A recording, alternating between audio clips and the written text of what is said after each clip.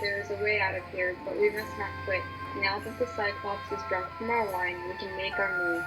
If we win this battle, we'll almost be home. So let's charge a stick and defeat the monster holding us back from our journey. Odysseus is holding a stick as he stabs the Cyclops in the eye. Ah! Nobody will get away this. Not today. Screams in pain with a closed eye. Polyphemus pretends to take a stick out of his eye. What bothers you, Polyphemus? Why do you cry so much in the night? You will not let us sleep. Surely no man's driving off your flock? No man has tricked you or ruined you? Nobody's tricked me. Nobody's ruined me. Ah, well, if nobody has done anything bad to you, only Zeus is the cause of your pain. You had nothing to do with this pain, so you should pray to your father Poseidon. Polyphemus opens the rock door as Odysseus plots. Odysseus and his crew hide behind sheep. Sweet cousin Ram, why are you so far behind the rest in the cave? You're never so far behind, but graze before all of them, and go far away to eat the best grass, and go on your own path to the streams of water, until in the evening you run to be the first one back in the cave. Why are you so far behind now?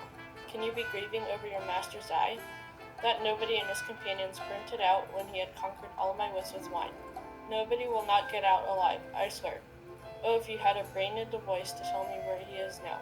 With my hand he would be bashed on this rock until his brains would be strewn across the floor, and I would have rested from the outrage nobody caused. Odysseus lets go from the stomach of his ram once far enough away from the cave and hurries around to untie his men. My men, round up these precious beasts and drive them back to our ship, but be aware of that monster that lies behind. As Odysseus and his surviving men came into view for the crew members aboard the ship, the crew members were overjoyed to see them once again. This joy soon faded, however, as they realized there were fewer men returning as there were when they had left. There is no time for sorrow. Gather yourselves, quickly load these sheets, and prepare the ship for our departure. They set sail, and once they had reached a far enough distance from the land, Odysseus couldn't help but say some last words to his terrible host. How dare you eat my crew members, Cyclops, especially your own guests? Do you still think I am a weak little man after that beating we gave you, you cannibal? I bet you won't forget us now. I only executed the punishment that the gods desired. At these words, the blinded Cyclops was infuriated. Polyphemus breaks a hilltop with his bare hands and throws it at their ship. The hilltop landed in the water ahead of the ship, and its huge waves sent the men back in the direction of the island, nearly back to the shore. Odysseus grabs the longest boat hook they have and uses it to prevent the ship from hitting the shore. Crew, row faster, faster than you have ever before. With this, they set off once again, and soon they were twice as far from the island. The Cyclops' anger was not fulfilling enough for Odysseus. He needed one more remark. As Odysseus prepared to yell back to the Cyclops once more, he overheard the comments of the crew. Don't tempt the monster again, Captain. Leave him alone. You saw how well your first rebuke ended. His reaction did everything except place us onto his land. Everything except destroy our ship, you mean? Yeah, once more, and he'll know exactly where to throw his next boulder. Yeah, he'll smash our ship and us along with it. Their comments did not stop Odysseus. He was too proud of his victory and too angry at that man-eating monster. Odysseus cups his hands tighter together. Cyclops, if anyone has ever asked you how you lost your only eye, tell them Odysseus, raider of cities, the son of Laertes, whose home is on Ithaca, is responsible. Shameful twig. You were able to impair me with wine while I slept. You pierced my eye with your flaming spike. Come back, Odysseus, I promise. I'll treat you well this time, and I'll pray to my father Poseidon, the god of earthquake, to forgive you, to befriend you, and he'll kill my eye if he chooses. But his wimpy plea was of little use. If I could have taken your life, I would have done so in an instant, and I'd then throw you down to hell, where even your beloved father cannot help you.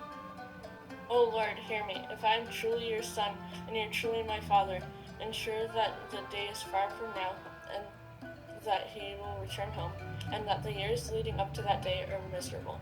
Make sure not one of his men survives, and that he arrives back home under the strange circumstances, to thereupon live out his awful days. The words of his prayer are heard. Polyphemus then grabs an even bigger stone than before and winds his throw, to then launch the stone at the ship.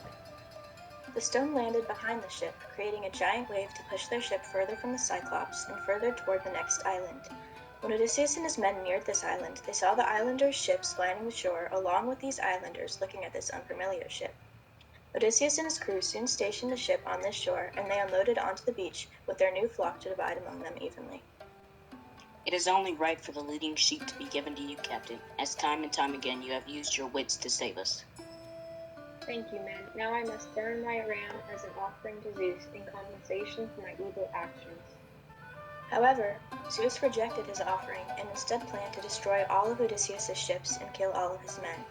Unaware of their fate, Odysseus and his men spent the rest of the day feasting on their tasty meats and their sweet wine. After sunset, they went to sleep.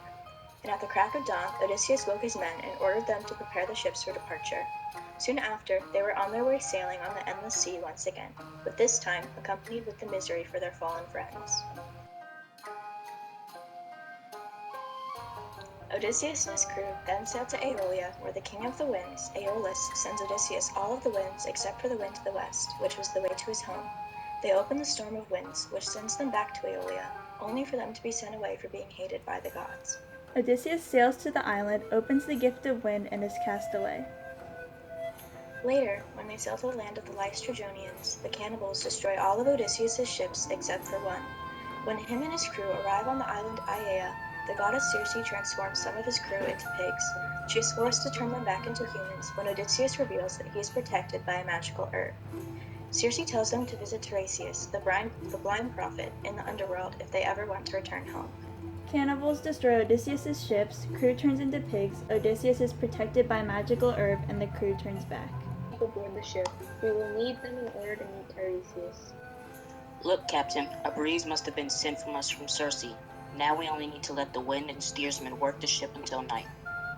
During the day and throughout the night, the ship was sailing along the ocean, until the morning when they arrived at the place foretold to them by Circe. My men, bring my sheep on land while I pour this milk, honey, and water, and wine on the ground as a sacrifice to the prophet Tiresias. After he pours the libations, Dead people from the underworld, I swear that I will kill my best cow before she gives birth to a baby cow. I will then burn the cow's meat on a fire for you. Elpenor, one of Odysseus' dead crewmates, appears from Erebus and in front of Odysseus. He then asks for a proper death. Soon after, the blind prophet Tiresias appears. Odysseus, son of Laertes, master of lands and sea, why go into the darkness to see the cold dead and be in a joyless region? Instead, stand up straight and put up your sword. Odysseus, all you seek is a fair wind and light of home, but ahead there is anguish, a god who thunders on the land, making sure it won't be shaken by you. He does this for the sun whose eye was blinded. When you reach the see all and know all. You need to avoid these cattle. This will bring you to. But if you raid the beeves, your crew and ship will be destroyed. You will survive alone, with no companions for years on. Then when you reach your house, men will be eating your livestock while they court your lady. They need to be killed for this action, to atone for their wrongdoing. After you have killed them, travel on foot with an oar until you reach men with unsalted meat who have never known of the sea nor have seen ships. Some passerby will ask what is on your shoulder, then you stop, place the oar in the grass, and make a sacrifice to Lord Poseidon, and sacrifice to every god to each in order. Then you will die at sea softly when you are old and fragile, and all this will happen just as I predict. Odysseus returned to his crew after his eventful encounter with Tiresias, and told them that they should return to Aiaia to the sorceress Circe. There she explained the course he and his crew should take in order to get back home. Wake up, we must set course for the Wandering Rocks, home of the Sirens, Scylla, and Charybdis. This is the way to return home. Yes, sir. We shall prepare the ship at once. They set sail. My friends, you should all know the dangers that lie before us. The Sirens weave a haunting song which you must not listen to. Circe has urged that I alone listen to this song, so you must tie me very tightly to the mast. No matter how much I scream and shout, do not untie me. Of course, Captain. It appears the winds have calmed, sir. Shall we stow the sail? Yes, go on and take out the orb as well. Odysseus rolls beeswax for the crew to put in their ears. Put this in your ears so as not to be tempted by the song. Crew ties Odysseus up. Is that all right, Captain? Yes, I should not be able to escape from this. There they are.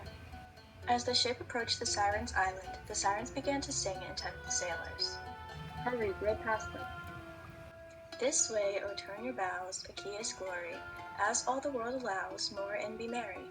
Sweet coupled airs we sing, no lonely seafarer holds clear of entering our green mirror. Pleased by purling not, like honey twining, from her throat and my throat, who lies a-pining. Sea rovers here take joy, voyaging onward, as from our song of Troy, graybeard and rower boy goeth more learned. All feats on that great field, in the long warfare, dark days the bright gods willed, wounds he bore there. Argo's old soldiery, on Troy beach teeming, charmed out of time we see, no life on earth can be, hid from our dreaming.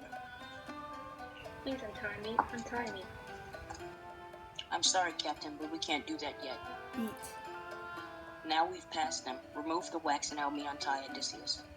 The ship passed by the island and sailed on to more dangerous foes.